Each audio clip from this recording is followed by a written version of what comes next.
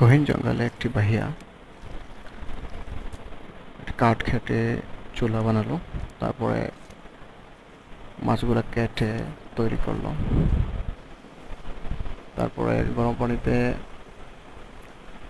মশলা মশলা দিয়ে মাছগুলারে গরম পানিতে ভিজিয়ে দিল, তারপরে লেবু ডিম এগুলা দিয়া কি একটা বানাইতেছে। হ্যাঁ, এরকম ওই আটার ডো বানাইলো, তারপরে মাছগুলারে শিক দিয়া রোদের মধ্যে টানায় রাখলো, তারপরে আটার ডোটা রুটি বানাইলো। কি বানাইতেছে, না সরি, এটা নুডলস বানাইছে মনে হয়, যা সম্ভব।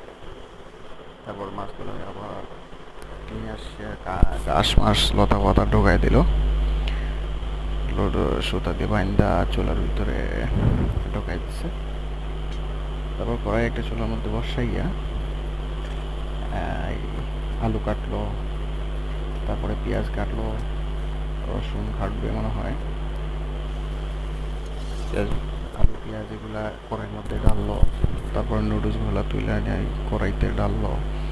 এই তারপরে একটু নাড়াচাড়া করবে, হ্যাঁ নাড়াচাড়া করতেছে। তারপরে চুলা থেকে মাছগুলো বের করে আনছে, তারপরে একটু খাবার তৈরি। তারপরে দেখা যাচ্ছে এখানে আমি সাব্বাস দিতেছি, খুব সুন্দর হয়েছে।